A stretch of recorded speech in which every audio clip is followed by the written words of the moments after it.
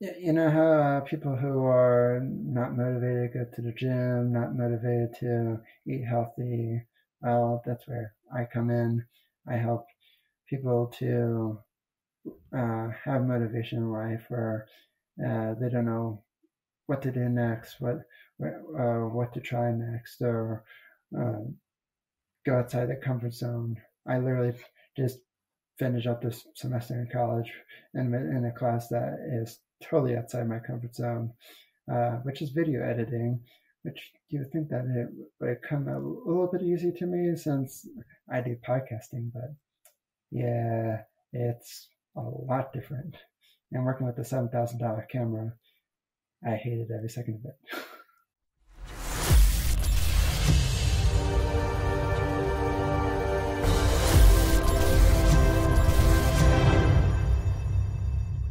All right, thanks for joining us at the Life of a Career podcast. Today we have Jimmy Clare. Jimmy, before we get started, can you give us a quick 90 seconds of who you are and what you do? So I'm a motivational speaker, autism advocate, author, and founder of crazyfitnessguy.com. That literally took me pretty much 4 years to get that done to 90 seconds. Less than Yeah, 90 that was, seconds. that's probably 15 seconds.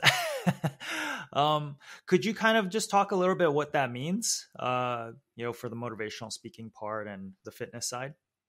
So, you know how people who are not motivated go to the gym, not motivated to eat healthy, well, that's where I come in.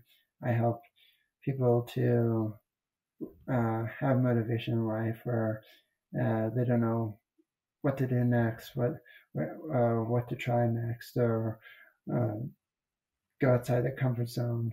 I literally just finished up this semester in college in a class that is totally outside my comfort zone, which is video editing, which you would think that it would come a little bit easy to me since I do podcasting, but yeah, it's a lot different.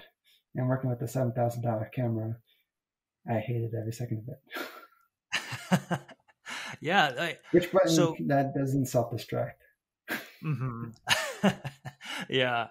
So, how did you get into this? Was this something you always wanted to do when you were younger? Like when you were a kid, did you think, yes, I see like a Tony Robbins and I want to be a motivational speaker in some way and get people out doing things?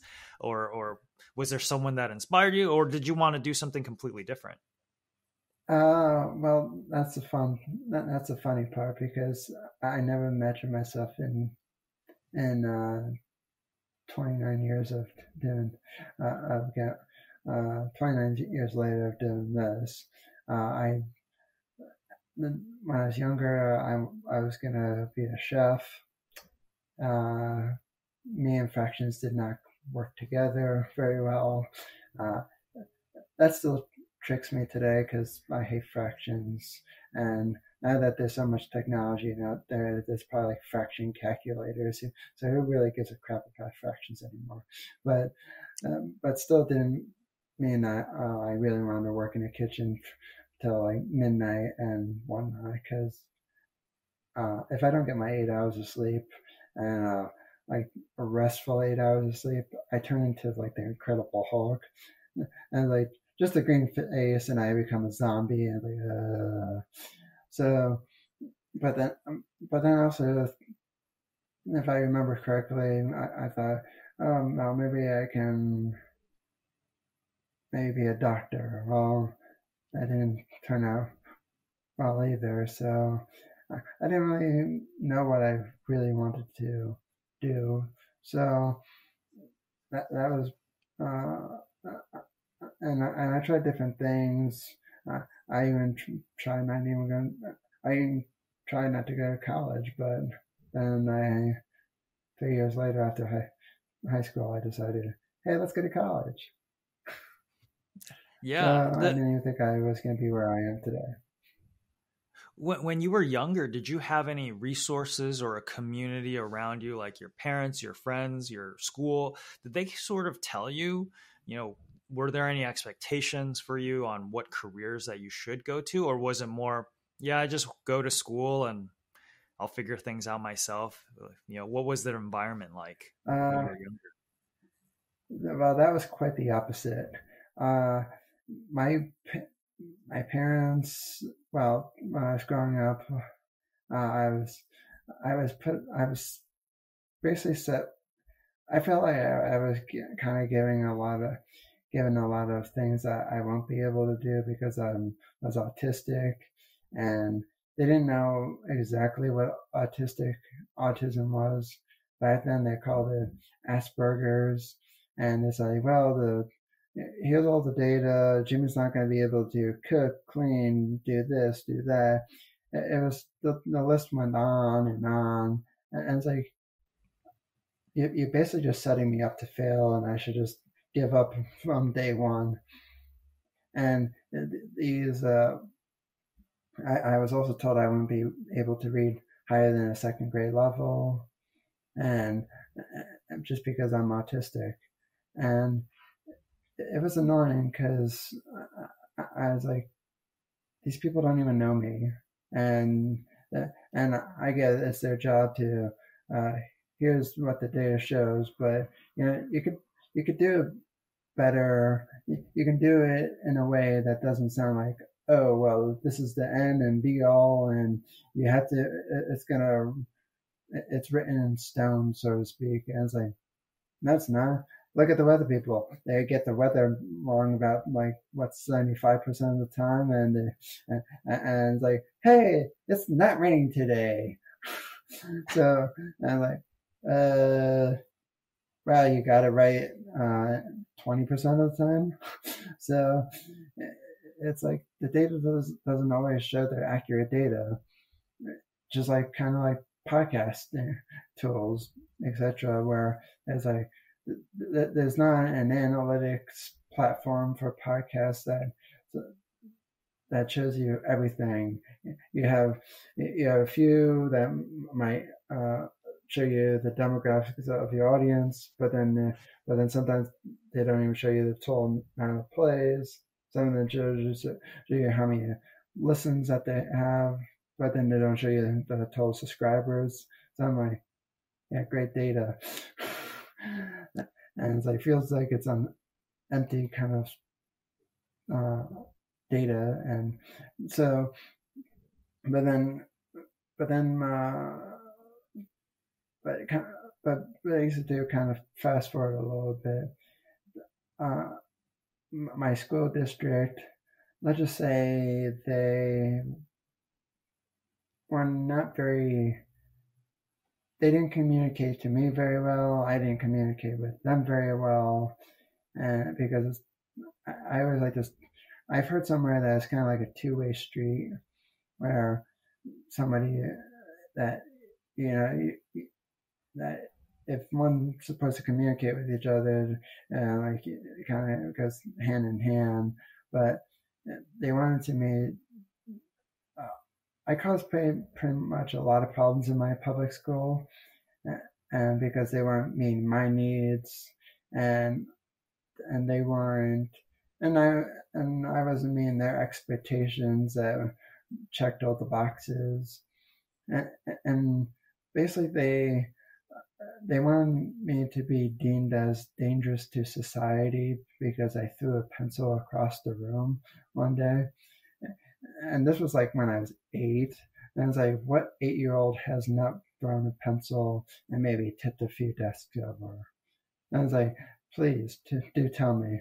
Uh, and I was like, I'm sorry, I'm a golden child. Sorry. And I was like, I wouldn't call it, I wouldn't say I was like a total reckless nut, uh, but I think the pencil hit a bookcase. It didn't hit anyone. So they wanted to be deemed as dangerous for society.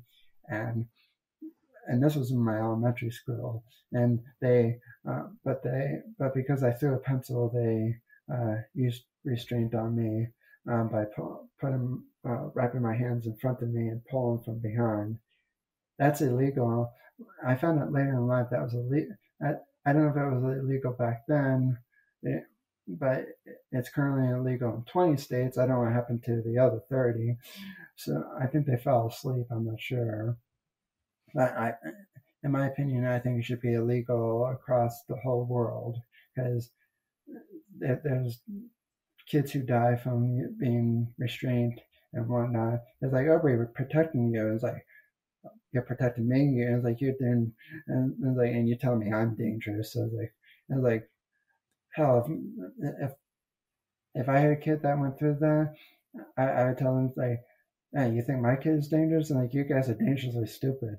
Uh, I mean, I didn't say that at the time because I was 8 years old. I thought, oh, maybe everybody goes through this. I don't know. What am I supposed to know? I'm 8. I mean, I'm not 8 now, but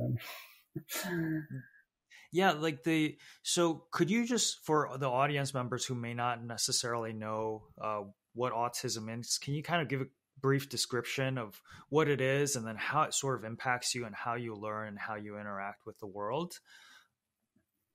yeah. So autism is, well, I like to explain it as a unique perspective. We have I'm not going to speak for everyone because everyone is different on the spectrum, but uh, I'm going to say a handful can, we have very good memories for stuff, very, we are very detailed oriented. Uh, I can, I can, I can literally memorize a, a lot of lines from TV shows, movies, books, podcasts, and etc. And the list goes on and on. As long as it's like memorable or I really like the line, but if it's just like every day, like just I don't know, single everyday line is like, I don't really care. And it has to have like some meaning to it. And if the actor did like a really good job of portraying that line, like, oh, I really like that. I want to go use it. and but the struggles for me. Well, let me get into how I learn. I learn multiple different ways. I can learn by reading, but my strong suit is by having people show me visuals, and I don't mean like a video visual. I mean like I need an actual demonstration. Like for instance, I do kickboxing 3 days a week, and Tiger Schulman's karate. And what I really love about karate is it's all visual, and like they do visual demonstrations, like I mean like one-on-one demonstrations. So you say on different angles, and it's like, hey, this is what the move is supposed to look like. Now try to replicate that, and it's like, oh, okay, thank you for showing me. I can do that. And it's like maybe not, it might not be the perfect. First time I did, or that one particular night, I remember a few times there was one night where I could not get anything right, and my karate instructor comes over to me and is like, "Here, Jimmy, here's how you correct it," and then it's like, "Oh, so that's what I'm messing up," and so it helped me. So working on one-on-one from time to time, or pointing me in the right direction, or elaborate on the type of directions. Because if you say, for instance, I give this example the other day to somebody, I forget who I was talking to. I just talked to many different people and I can't forget. And there was, if you write directions, uh, it's my mom always said, like, if you write directions, you have to write it for dummies. I'm not saying I'm a dumb person, but if some developer who thinks that they know everything, and I'm not trying to be offensive to any developers out there, but there's some who, let's just say, I do not work well with, because I have more interacting skills, whereas some of them I was like, oh, I tend to keep to myself and I don't know how to interact well with others.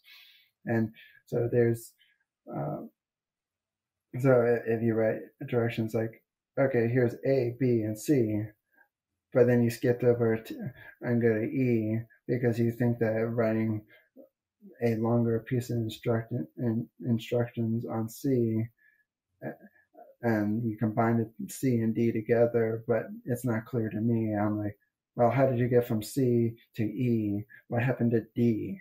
I was like, did somebody forget D? And so it might be clear to the people who write those directions, but it's not clear to me. And I need that visual, or and sometimes visuals are not always helpful either, because if it's a detailed instruction and if the interface is new and there's and that interface is, I mean, if it's online or something, and it's like, oh, this is not helpful because this interface is dated like 2012, where it's 2022. And it's like, well, this is least enough. And like, this is unhelpful whatsoever. So it's like, well, this is supposed to be here, it's not there. So visuals, so it's just, so at the end of the day, it's just one big cluster after another, because it's like, well, I'm a visual learner, but the visuals are outdated. Well, I'm not going to figure it out. And if the written poorly instructions, well, I'm still not going to figure it out. And I pretty much didn't figure out a lot of stuff in video production class because I didn't know what the wording meant. I didn't know what this technique was. And if it just says exercise 1, 2, 3, 4, 5, and I'm like, what is exercise 1, 2, 3, 4, 5? And if it's just a short, brief description, or even some detailed instructions, and it's like, I've never done any video editing in my life. I don't know what any of this means. So I was like, I am totally outside my comfort zone. Yeah. So, you talked a little bit about like doing karate, right? Or some sort of martial art. When did you start doing that? Uh, because I think I it start, probably had something related to what you're doing now, right? As a crazy fitness guy. yeah, The so when did you start on the martial arts journey? I started a journey when I was taking Taekwondo and when I was born in New Jersey, and then when we moved to Pennsylvania back in 2001 or 2002, we I really liked, and I'm not comparing Taekwondo to karate or anything. There's two different styles, and but I really liked it because it gave me confidence. I liked earning the belts. I liked earning the stripes. I liked uh, just my colleagues. I mean, my peers, and I liked just being a part of sports, because I can't do team sports because I have spinal stenosis in the upper part of my neck, which makes it hard for me to turn left and right, up and down. And you might be wondering, is like, well, how can you do karate then? Well, at least with karate, you have a chance to block a punch, and we're not like, yeah, sure, I might miss a duck or two, and I get a little hit here or hit there, but we're not playing, hey, let's go knock this person out, and like, it's in a safe environment. It's not gonna like, oh well, we're trying to bloody the whole mat up. It's no. My sensei is like, anybody who has a bloody nose, you run off the mat, go get a tissue, and yeah, so we keep it safe. We're not playing punchy face. We're not playing kicky face, uh, and it's not all sparring. Uh, it's pad training, bag training, mitt training. So it's not. It's a mix of different things, and so, but then so I started in elementary school. Then I took time off for like 10 years because at the time I I needed to do a certain amount of push-ups and sit-ups to get to the next belt. And at that time I was nearly obese for my age group because uh, I was getting bullied a lot, and food was kind of like my escape, etc. And I was just a lazy kind of fuck back then, and I had negative stuff because of school, and so basically we at the and I started back in 2017, and my sensei welcomed me back. He didn't, when I left, there was no hard feelings. It was a hard decision for me at the time because I was like, I left at my red belt, and I was 2 belts away from my black belt, and it was like that dream haunted me for like 10 plus years, and I had the same dream of getting my black belt 50 plus times until I can't take this dream anymore. I was like, I want to go do this, and like even if I had to start from a white belt, which I had to, but now I'm at a high green belt, which is almost halfway to, I think it's halfway, a little bit more than halfway to my black belt. And even when I get a black belt, I probably still keep going because I like everybody there. They're a funny group of people. I mean, they're a fun group of people to joke with, and uh, I've learned a lot from these people. I've even had some. I even had some of them give me some pointers on other things, and a lot of them I told about my business. They are supportive, and they thought it was cool what I'm doing. So I was like, wow, this is cool. I was like having a great big community, and there's not just one school. They have the organization now is like I think 40 plus different schools around the part of the East Coast. So they're not a small group of people. I When think you we had say, like 300 plus students in our dojo alone. oh, okay, yeah. So yeah, I wanted to clarify when you meant school. Did you mean the karate school? Yeah. Okay. Um, yeah. How did you sort of go from uh I think you said we wanted to be a chef, and then you ultimately left that to pursue this motivational speaking to encourage people with autism to get fit. Um, how did that transition occur? Like what happened to make you make that leap? Well, from just having kind of like a bunch of naysayers from my school, the from the so-called experts and autism diagnosis telling me a long list of things I can't do. I I just I had this, I said to I was thinking to myself one day when I graduated high school, and out of all the bullying that I went through, and I lost 30 pounds with P90X before I stood up to the bullies, I was saying no one should have to go through a school district or anything or anything in life like I had to go through, where my school district was in denial that bullying exists. I was like, boy, somebody's smoking too much weed or something. And I mean, I didn't say that at all to any of them, but I was like, and like in the amount and the time that they used restraint against me, I was like, um, that's like that should have been illegal years ago.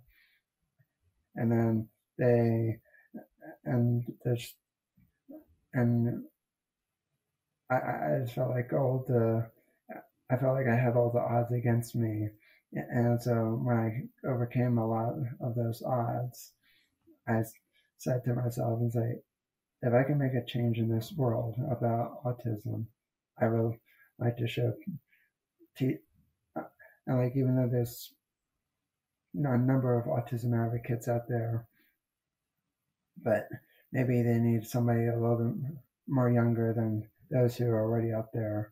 somebody who they can relate to, somebody who, because like I said, the spectrum is wide, huge, and whatnot. You need pretty much an advocate at every single level, just because, you know, because it would be unfair for me to say, yes, I know every single, and I don't even like to call it levels, but there's not even another term I could use. And it's like, yeah, you can say, um, I my autism is less than others, but then there's people higher up on the spectrum, and it's like I don't like that either. So that there's really no one has come up with the right terminology, and maybe with some of my ideas.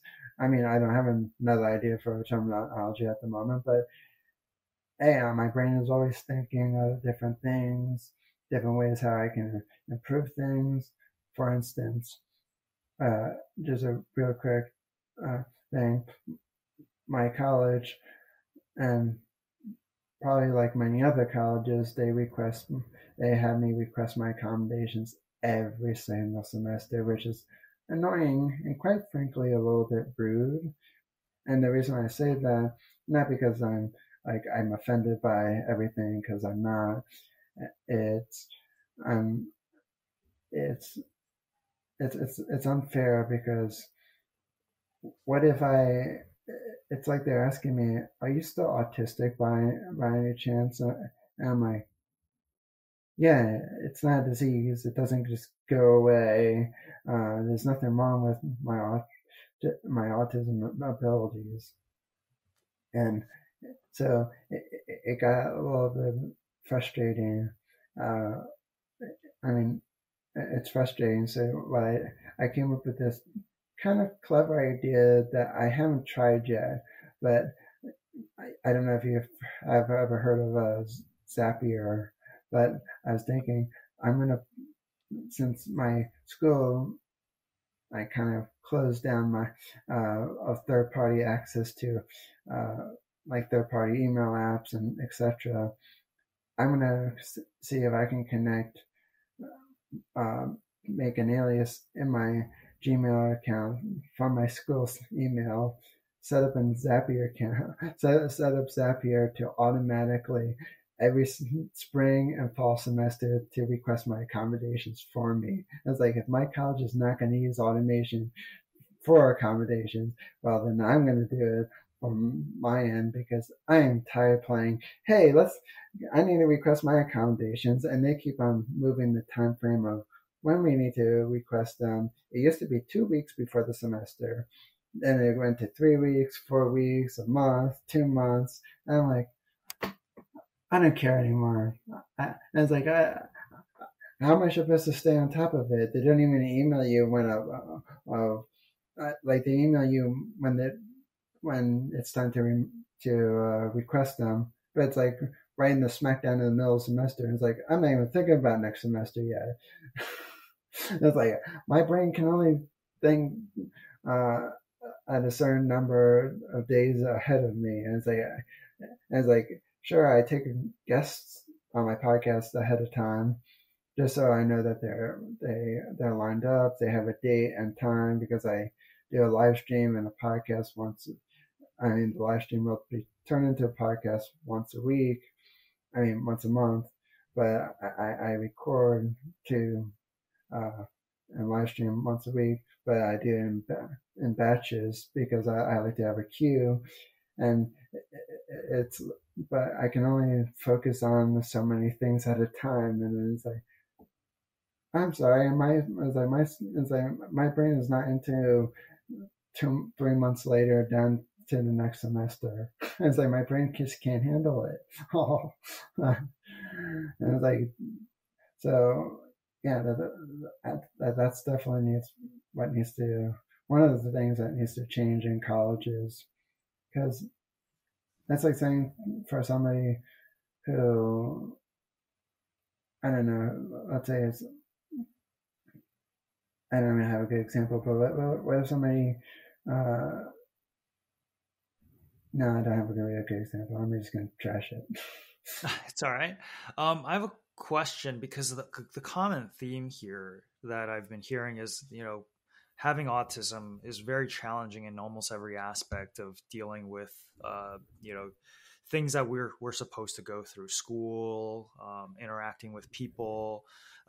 So you talked about getting bullied, so sort of the social side, that it's challenging because there's people who misunderstand you and bully you, and then there's school administrations who don't know how to handle that. How do you personally? Because I think that your experience and how you've kind of overcome, you've taken it as motivation to actually do something about it, is very unique. And I think it could be inspiring for people with autism as well as without autism. Like, how did you find the strength to go, like, the world is basically, clamped down on me, but I'm not going to give up. I want to show the world and be an inspiration. Like, how did you overcome that, and then also become, like, have the fortitude to want to inspire others?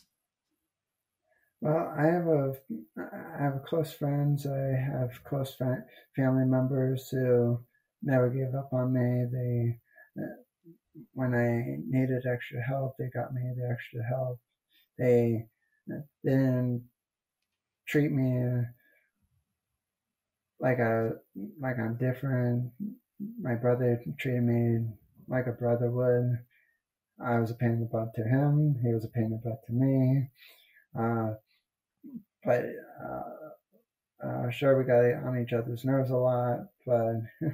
But what brother doesn't get on each other's nerves?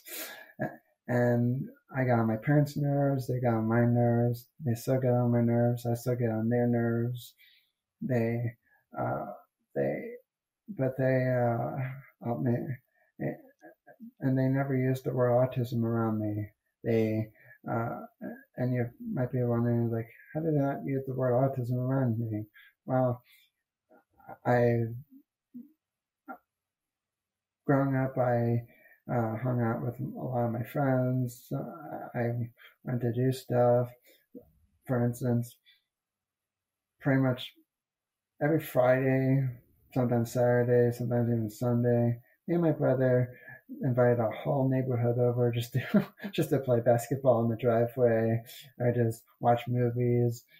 And my parents was like, sure, what the heck? I was like, do you have any homework? Nope. Okay. And so we invited the whole neighborhood over, just literally kind of have I mean, it was just all us kids. It wasn't the parents. Sometimes it's the parents, but if it was like a whole block party, uh, but but if it was just us kids, and it's like, hey, let's go round up this person. Let's go round up, and hey, let's come on over. And it's like, oh, I'm busy doing something. It's like, is it important? Not really. Yeah, screw it. Don't so, but my parents never used the. If they ever used the word autism, they always did it when I was out of earshot, or I was in a different location that I couldn't hear, or or yeah, and same for my extended family. They never treated me any differently. My cousins joked with me. I joked with them. They gave me a hard time. I gave them a hard time. Like, for instance, they're a big fan of the Chicago Bears, and I told them, like, they suck. And just plain out like that. And they finally, years ago, they always said, it's like, nah, they don't. But in the last few years, it's like, yeah, they do. And I was like, see, finally somebody agrees with me. So it sounds like you have a very, very supportive family environment that has sort of been that support structure for you.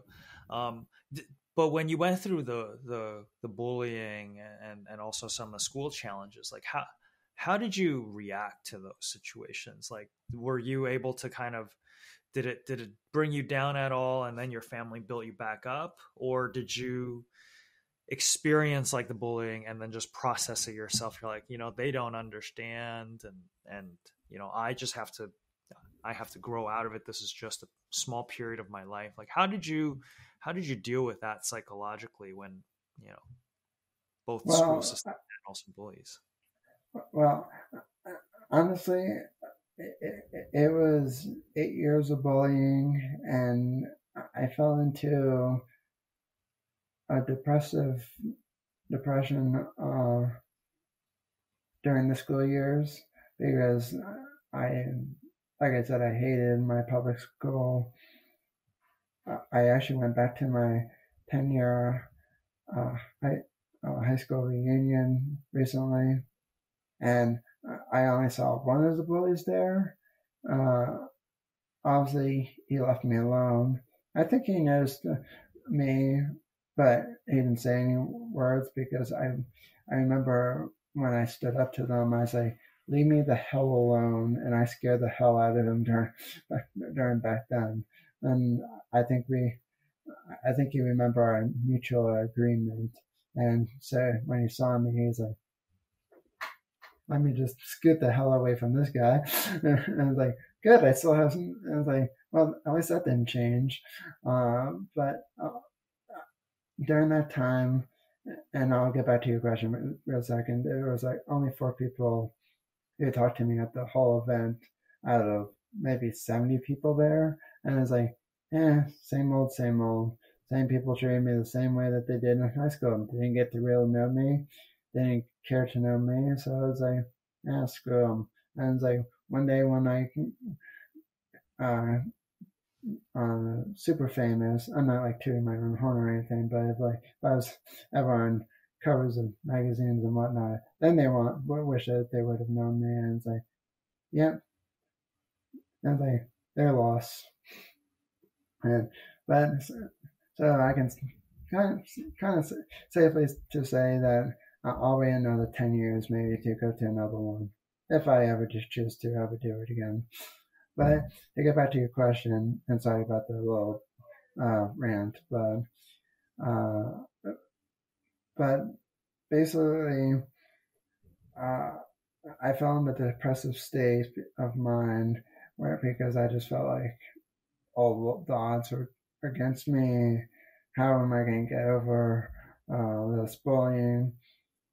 And during some of the periods of time of the bullying, my seventh grade teacher, was my special education teacher, who was also my math tutor for college. Because let's, I'm going to be honest, uh, I didn't, even though my college has a tutoring service on campus.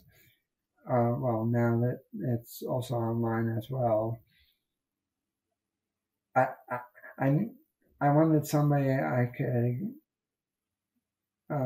access. I mean, I shouldn't say access, but somebody who already knew me, somebody who can teach at my level of learning and the styles and whatnot. So she offered to tutor me um, when I was having to take math in college, and so but but during the time in seventh grade, she helped me go through. She helped me to avoid the bullies as much as possible, and I tried to get through. I literally tried to escape from the bullies as much as possible. So even during like lunchtime and whatnot, when I didn't have friends to sit with, I set up with my gym teacher if I can shoot some baskets. And this is only when I didn't have my friends to sit with at lunch because they might have been sick. And my best friend Adam, uh, they switched. They had uh, he was in a different lunch period than I was, so we didn't we only got to see each other outside of school, sometimes in the hallway, but never. Uh, Rarely we were ever in a class together. I mean, in an elective together, and not to like bash or anything. Just that's just what the school did, and uh, and then but and then and other times when I couldn't go to the gym, my seventh grade teacher, she allowed me to come into her class early, and with all the lunch aid, they called them lunch aides back then. I don't know if that's an appropriate name now anymore, but I'm just gonna go with it because I haven't been in public school for years, so I'm just gonna go with that one. And she uh, she made sure that everyone was on board. So if I left, they didn't just say, "Hey, stop right there."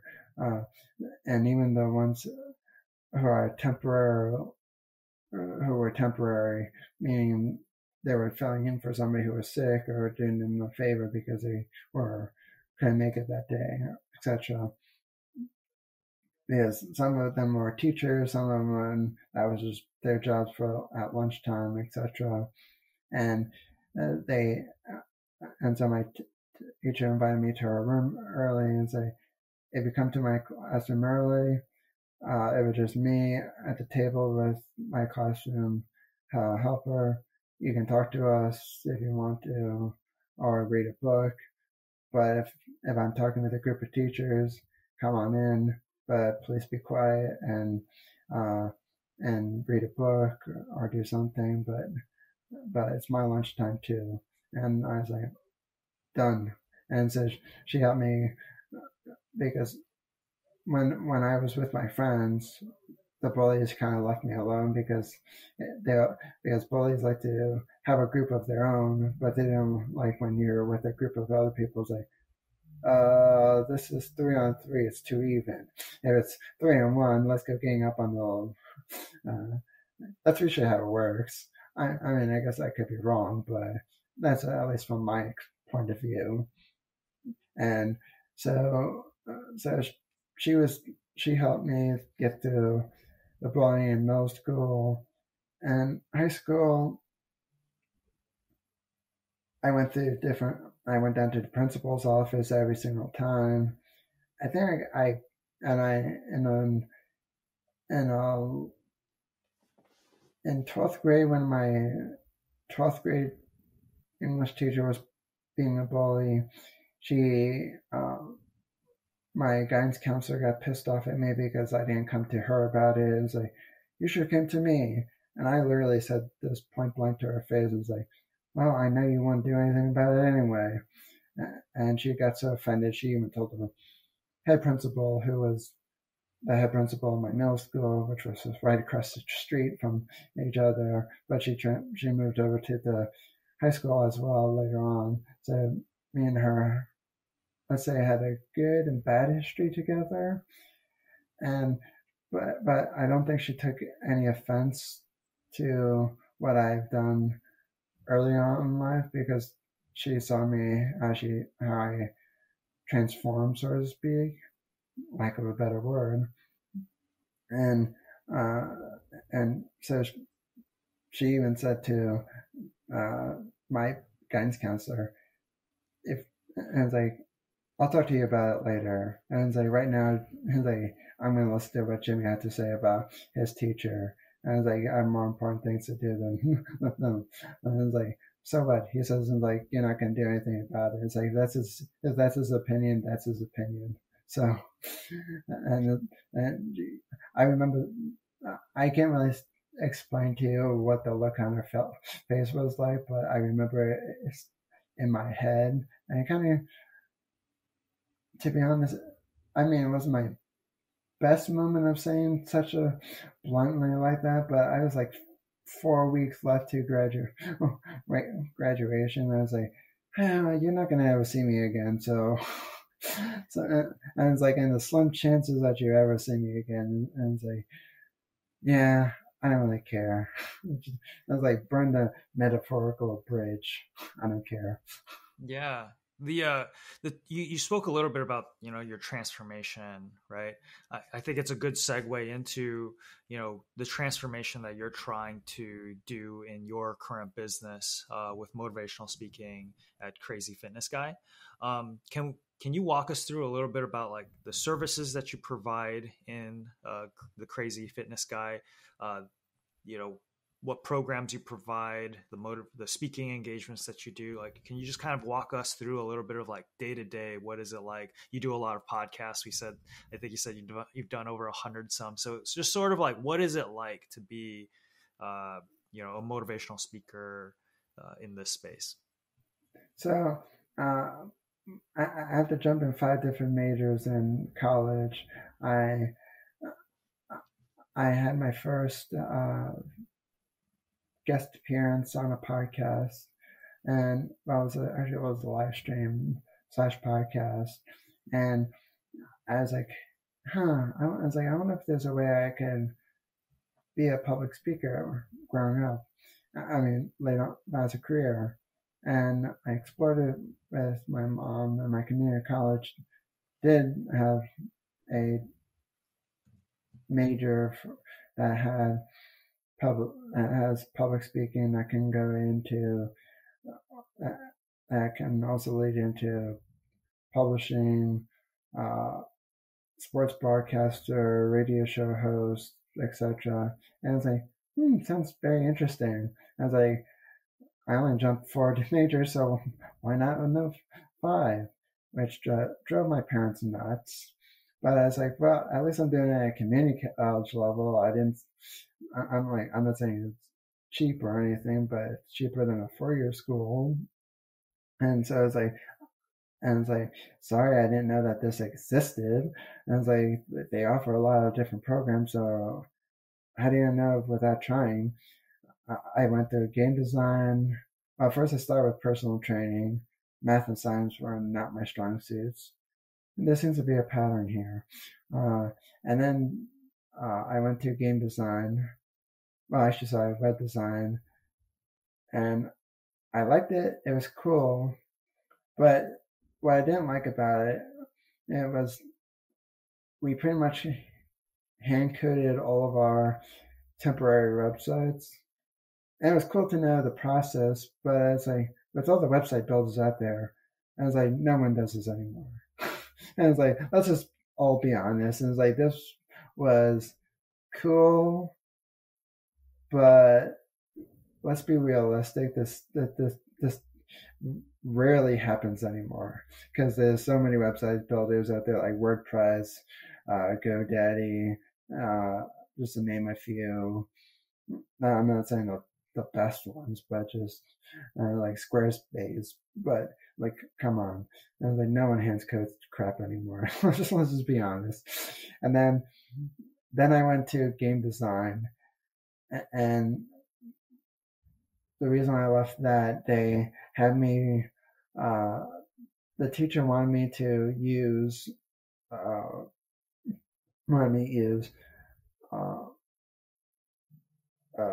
math in my own head or write it down on a piece of paper, and I had to times everything by 100 or 1,000. I forget why. I'm not. She explained to me once.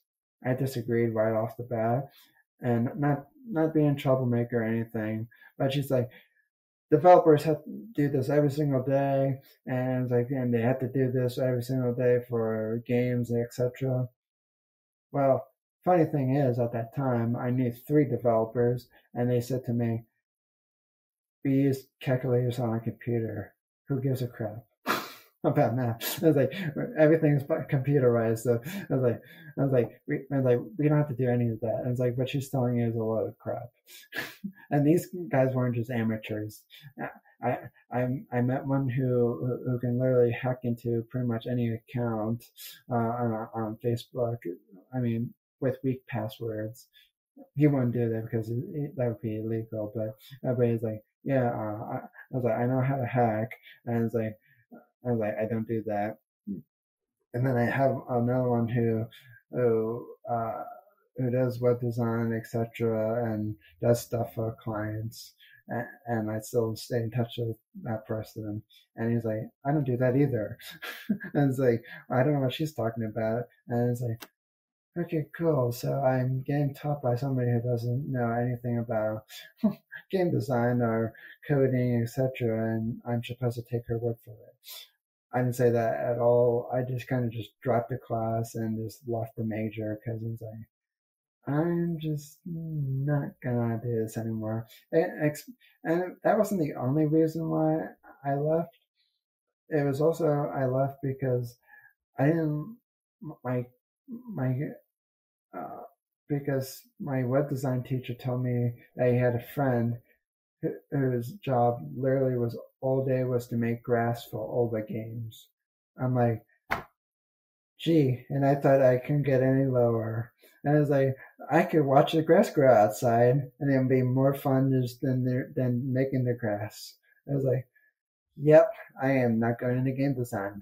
I was like, if I actually got to make the games and create the dialogue and make the animations for it, that'd be kind of cool. But making grass, I cannot do that. So then I went back to health and wellness, but I mean personal training for a very slim thing, just to have a major. And then I just jumped right into, hey, I found media studies, and it's like, let's go to that. And I've been in it ever since. But of course, when I made my website in 2017, April 12th, 2017 to be exact, they it was going to be the next health and wellness website.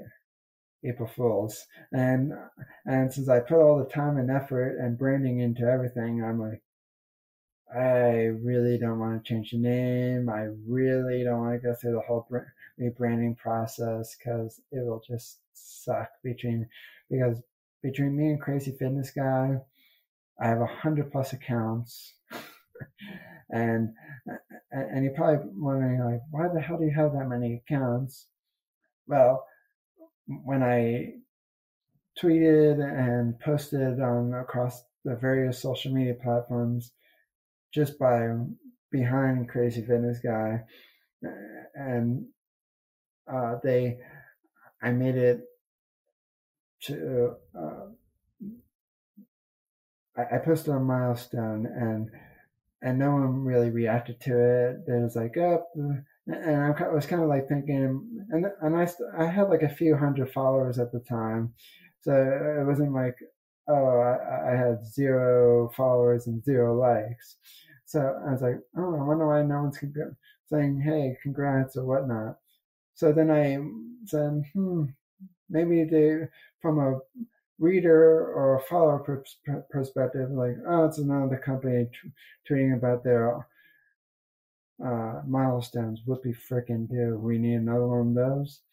So then I decided, I want to show my face upon the brand, and instead of just the brand itself. And then when I posted about it, there's like, oh, congratulations. And it's like, oh, now they give a crap. So, I mean, not to make it lighthearted or sound lighthearted, but um, I was just like, I was like, okay, maybe I should get out from underneath the brand and showcase of who I am, my personality, and share the story along with of what Crazy Fitness Guy is about. And so, to answer your question, I know it's a long answer, sorry, but that's basically me and my long answers. They, I offer my podcast. I have a premium podcast. I mean, free and paid, so not because I try not to be I don't want to rip off anybody, and obviously, but it's the paid one. Basically, what you get is with like behind the scenes access of upcoming shows, ad free, etc. And obviously, there's more than that, but I'm not gonna list the whole thing. Then become one promotional ad, and then I have a web app. It used to be an Android app, and I was going to go into to make an Apple app, but then now that you see that there's so many problems of Google and Apple kind of banning different apps here and there. I mean, maybe I shouldn't say banning, but there's so many different laws, regulations, and this and that, and then they want their cut of this. If you're selling something, they want that. Apple wants that. And just to be on Apple's App Store, and I don't know if anybody knows this, and I'm just gonna just uh, and I might just let the cat out of the bag on this, but well, for Apple wanted uh, requires people to pay $99 a year to be in the App Store, and you're not guaranteed to be in the App Store, and they'll still take you $99. And I was like, wow, Apple, I knew you were kind of a little bit of douchey, but then I was like, but now you're a lot of bit of douchey, and it's like, well, I'm never ever getting another iPhone ever again, and that's just my opinion. And then, uh, but so I offer that. I offer to speak at people's events and podcasts, etc. And I do have a fee for those who want me at their events. Not super big like Tony Robbins yet. I'm still a work in progress, and hopefully one day my fee will go up like Tony Robbins. But I'll negotiate. I'm more than open, and so. Oh, and one more thing about the app. I made a web app because I found a web app builder I paid a one-time purchase for, and the company uh, I liked what they did, and so now it's compatible with every single device versus well it's only for Android phones, or it's only for iPhones. It's now it's on there. Now it can be downloaded on any device, any place, anywhere. Just an easy place to just hey, let's go pull up Crazy Fitness Guy, and I didn't want it to be like another mobile website. And like my website is mobile friendly, but I'm on like a unique perspective. So like, hey, let me just go tap a button. Hey, here's all Crazy Fitness Guy stuff, and not just pull up their website. Now, I'd be happy if someone goes to their website, of course, but it's like, hey, if you want a unique experience from the app point of view, by all means. And I was like, it still works for me. And then so they so I have an app. I have a podcast, a premium podcast, and then recently I just launched a subscription called the Triple Crazy, and there seems to be and the Triple Crazy is basically people get a blog post, but it's not something that you read.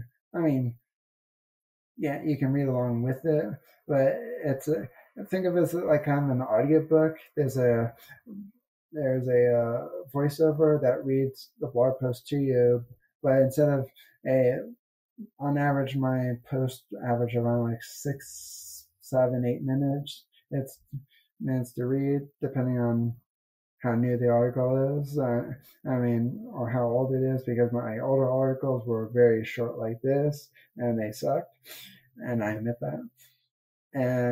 But then my newer stuff is like 6 to 8 minutes to read, but if somebody doesn't have 6 to 8 minutes to read, I have a subscription where where everyone gets the whole premium podcast library at no extra cost, and then they also get access to one blog post a month that is only 2 minutes long that will that will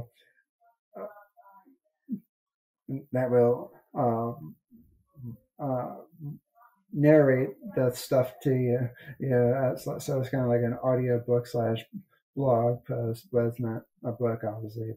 And it's $9 a month. But think about it, you get like however many premium podcast episodes I have at the moment. The premium one started later on, so like a year later. So it's at 13 episodes at the moment. My free podcast is at 46. And like I said, one started later than the other. So, but at the moment, you get all of that at no extra cost if you get the Triple Crazy for $9 a month. And so it's like, oh, eventually that library is going to be filled up with like 40 plus ad-free episodes and all the bloopers, etc. So it's like, okay, come on. And it's like I'm off. It's like I was like I probably offering like I might be even hurting my own self. I mean, as in revenue by offering that kind of stuff. But hey, that's how I'm passionate. I am about keeping Crazy Fitness Guy up and running. Everybody, I'm paying still out of pocket for everything, but yeah, at the end of the day, it's like, hey, 2 minutes versus 8 minutes makes a lot of difference. I can do a lot of things in 2 minutes time with 8 minutes worth of time or 10 minutes of time. So, hey, Yeah, for those who want to check it out, just check it out. It's uh, yeah. yeah, definitely. Since you've done all these podcasts and you've started to do a lot of these speaking engagements, what is your recommendation for someone who might be interested in doing what you're doing? Like, how would you say they could get started? What is there an age limit to when you think that they should get started? Well, especially if they're trying to do the motivational speaker. And also, is there anything that, like, if they're on the spectrum, you know, what would you say to them if they're interested in doing this? If you're interested in speaking, it, I suggest highly start to get into podcasts as being a guest, starting your own. And the reason why I say that is they because then people know who your voice is, what your voice is about, if you're sincere or not. I was kind of nervous when I first started because I don't like the sound of my own voice when I'm editing it and everything. And I, I always I want like James Earl Jones voice or Mike Rose or there's another voice. Hell, even Tony Robbins' voice. My own voice is like just the sound of it sounds like nails on chalkboard. I mean, obviously, I have listeners, so they don't really care about. I mean, care the sound of their about my voice, but just saying from my point of view, I'm not bashing myself, and that's just the voice I was born with. It's just, uh, but my suggestion is start podcasting, start being a guest on other people's podcasts. Then, and like I suggest, create a website, but go to some go to a place like Squarespace, go to a place like Podpage, uh, that gives you that gives you the support of all the technical stuff, so that you're not there on WordPress. And just an FYI, I am not bashing WordPress. It's just that even though I come from a technical background, and I know more than my dad, my mom, and my brother now. And it's running a website is a lot different, and it's a whole different crazy ballpark. And I was working 90 plus hours a week when I was on WordPress, and it was the worst thing I've ever did. Now, if you really like doing tinkering around with stuff and have all the patience in the world, by all means, go to WordPress. Uh, but if you're like me, who's like, I just want to. I mean, I'll still be on hands-on if I need to fix a broken URL. I can do that. But anything with coding wise, I am not touching with a 10-foot pole because I don't know how to get myself out of the trouble of that. And I just, even with the beginning coding class, the stuff that my developer friends were giving me was like, I don't know how to troubleshoot this crap. I really do not. And and so that's where I found I was on Squarespace for 5 years. Then I moved to Podpage because not nothing wrong with Squarespace or anything, but where when I found Podpage, it imports all my podcast episodes and YouTube stuff, and I was like, I am tired of copy and pasting everything.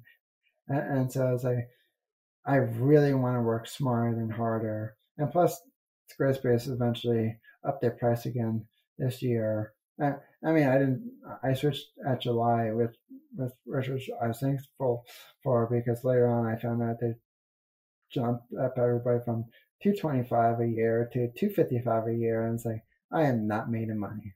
And it's like, if I was making a couple of $1,000 a month, it's like, yeah, fine, I'll keep paying I'll pay $255 maybe.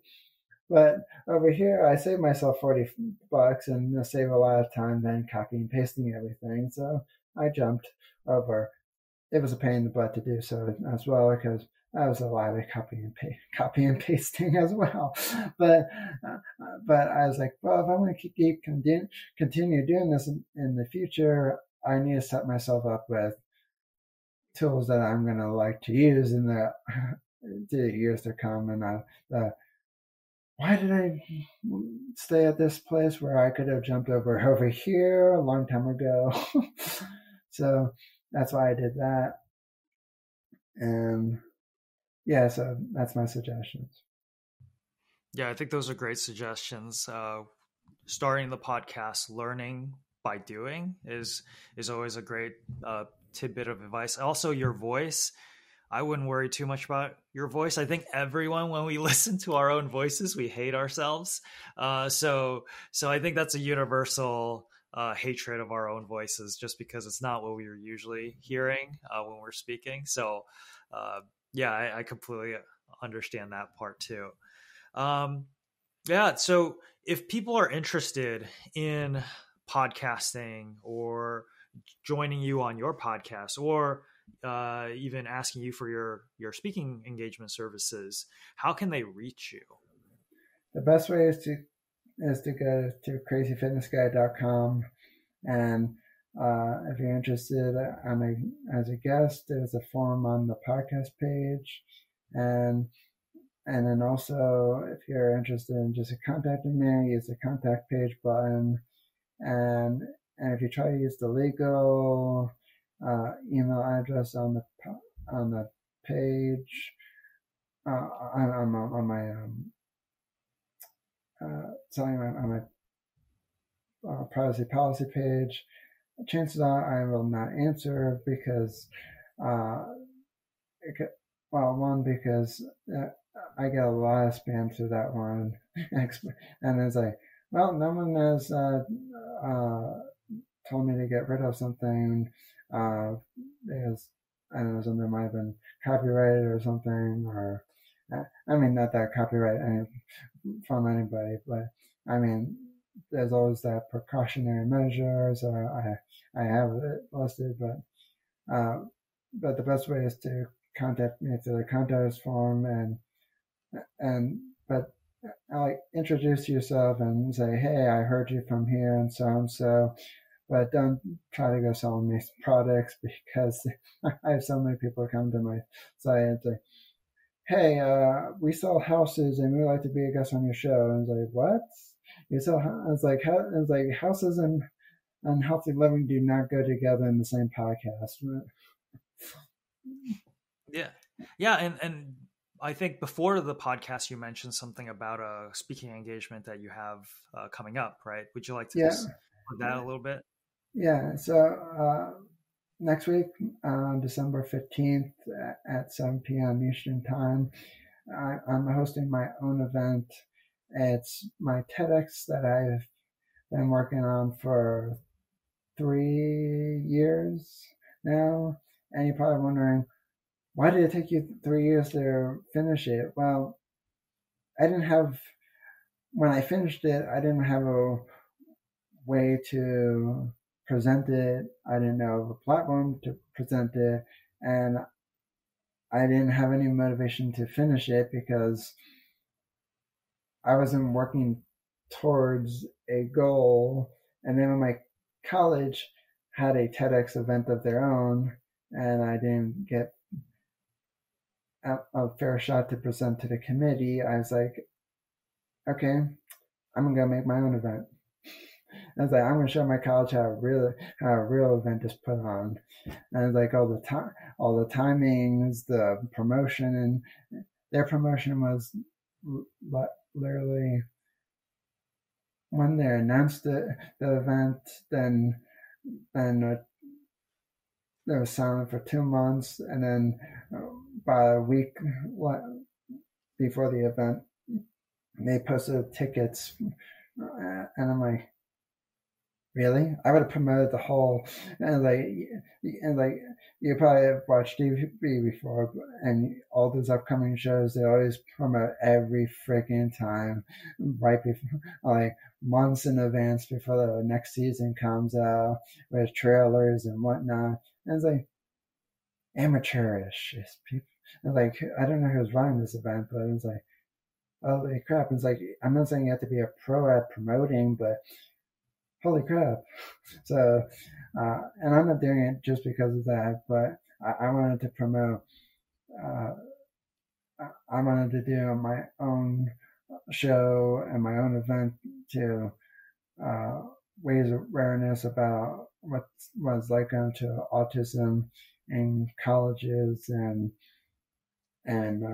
what it was like growing up with autism and what it and what's and what needs to change in the future, how to be more inclusive for people with extra challenges and autism combined.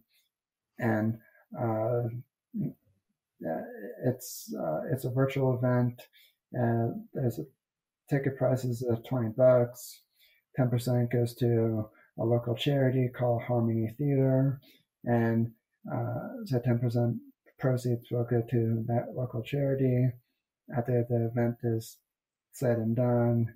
And once I calculate what the ticket prices and everything, and if you can't make it live, there will be a replay for only those who buy a ticket, because I don't want anybody to upload to YouTube, because if I ever get picked to be on a TEDx, I want them to say, hey, this is a brand new idea, and I don't want them to say, wait, you're presenting something that you already did yourself. And so it's, and lack for a better term, it's being put behind closed doors.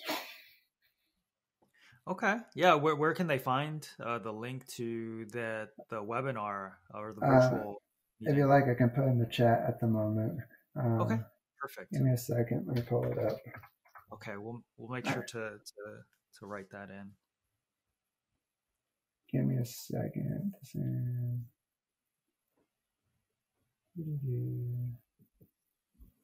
Sorry, my internet is a little slow.